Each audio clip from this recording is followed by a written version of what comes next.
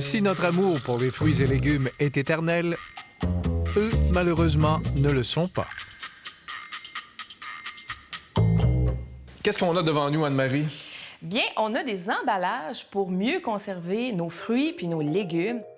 Anne-Marie Desbiens s'y connaît en conservation des aliments. Elle a d'ailleurs publié cette Bible sur le sujet. Est-ce qu'on a des chances qu'il y a quelque chose dans ça qui fonctionne? Oui, oui. La bonne nouvelle, c'est qu'il y a des choses qui fonctionnent pour vrai, qui sont prouvées par la science, qui valent beaucoup mieux, en fait, que ne rien faire avec nos fruits puis les légumes. Commençons par ces contenants de plastique.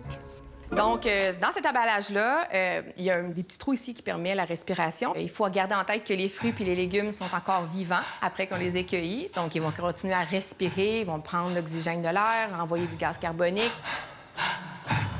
Puis, on a aussi la petite grille au fond qui permet aux fruits de ne pas tremper dans l'eau. Mais le principe général, c'est quoi dans ça ici? Là? Si on les met dans un endroit hermétique, ça va fermenter, ça va pourrir. Donc, permettre une respiration du fruit, puis éviter justement un dépôt d'eau au fond. La plupart de ces contenants ont des glissières réglables permettant de contrôler le passage de l'air et des gaz. Ces petites valves-là, c'est bon, mais c'est pas très scientifique. T'sais. Je le mets ici ou je le mets là, j'ai pas l'impression que ça change grand-chose, à part que ça soit complètement fermé. Effectivement, on pourrait tout simplement laisser le couvercle entrouvert, puis on aurait aussi une ouverture. Sinon, on a ceux-ci, qui sont quand même assez populaires, les intellifrais de Tupperware. Au lieu d'avoir une grille comme ça, bien, on a des cavités, si on veut, qui permettent de récolter l'eau. Moi, personnellement, à la maison, j'ai aucun de ces emballages-là. Donc, j'ai tout simplement un plat à lunch normal en polypropylène numéro 5. Je mets un linge sec au fond, puis je laisse le couvercle un petit peu entrouvert. Donc, il y a moyen de faire quelque chose à la maison, là, tout aussi efficace, en fait. Revenons au Tupperware. Des pictogrammes nous invitent à conserver fruits et légumes selon une certaine logique. Les intellifrais de Tupperware, ils ont classé les fruits en fonction de la respiration. Donc, l'idée, c'est de mettre ensemble les mêmes fruits, légumes qui vont avoir le même taux de respiration pour qu'ils, ensemble, se nuisent pas. Ils ne tiennent pas compte de l'éthylène qui est dégagée par les fruits climactériques. Donc, la figue, ici, par exemple, si on la met avec l'ananas, ça va stresser l'ananas. Les climactériques, c'est un mot bien scientifique, juste pour désigner tous les fruits qui peuvent mûrir après qu'on les ait cueillis. C'est la banane, la tomate, l'avocat, c'est des fruits qui peuvent mûrir après qu'on les ait cueillis de leur plant. Donc, on peut les laisser sur le comptoir vert, ils vont devenir rouges, jaunes. Donc, ces fruits climactériques-là sont capables de mûrir grâce au gaz éthylène. C'est un hormone qu'ils vont dégager naturellement. Donc, ça les permet d'avoir ce super pouvoir-là. Mais ce gaz éthylène-là va stresser les autres fruits et légumes. Puis quand un fruit est stressé, bien, il va agir comme nous. Il va respirer plus vite. Il va transpirer aussi. Donc, la respiration accélérée va les faire pourrir plus vite. Puis la transpiration va les faire perdre leur eau. Donc, ils vont flétrir. Donc, on veut vraiment séparer ces deux catégories de fruits-là, pas les mettre dans le même bol à fruits, pas dans le même bac à légumes, pas les mettre dans le même contenant non plus pour les entreposer, pour éviter le stress de l'éthylène.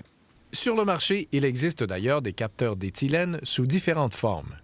C'est du permanganate qui se trouve à l'intérieur. Donc, le but de ces petites pommes-là, ça permet d'absorber le gaz éthylène qui va déranger les autres, comme le brocoli, le concombre, tout ça. Donc, en l'absorbant, on évite de les stresser. Placé dans le bac du frigo ou sur le comptoir, il s'avère utile quand fruits et légumes climactériques côtoient ceux qui ne le sont pas.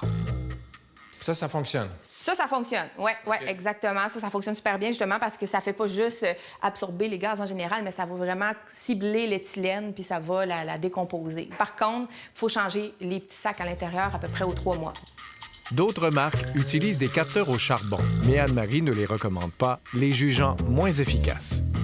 Autre catégorie de contenants disponibles, les sous-vides. Là, j'ai un doute. Oui, effectivement, je trouve ça quand même assez étrange. Le sous-vide, c'est une technique qui est de conservation qui est intéressante pour tout ce qui est aliments cuits.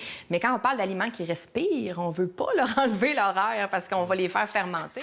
Dernière catégorie, les sacs de plastique micro-perforés qui empêchent l'air d'entrer et retiennent l'humidité. Ils ont des tout petits trous à l'intérieur qui vont permettre aux fruits de respirer quand même. Si vous n'en avez pas sous la main, vous pouvez utiliser des sacs à congélation. On fait quelques trous, puis on a notre sac qu'on peut l'utiliser puis qui va faire le même travail.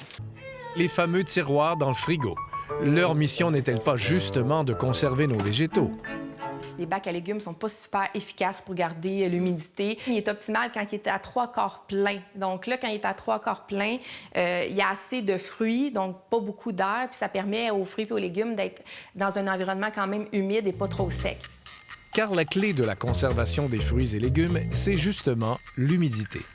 Un frigo, c'est pas très humide. En général, c'est à peu près 60 d'humidité. C'est pas l'humidité idéale d'un légume. La plupart aiment entre 95 et 100 d'humidité. Donc, le plus d'humidité il y a, le plus sont heureux. Donc, si vous voulez prolonger la durée de vie de vos fruits et légumes, conservez-les au frais dans un milieu humide. Laissez-les respirer. Évitez de placer les végétaux climactériques avec ceux qui ne le sont pas. Mais la meilleure façon de ne pas gaspiller nos fruits et légumes, c'est de les manger. C'est si bon.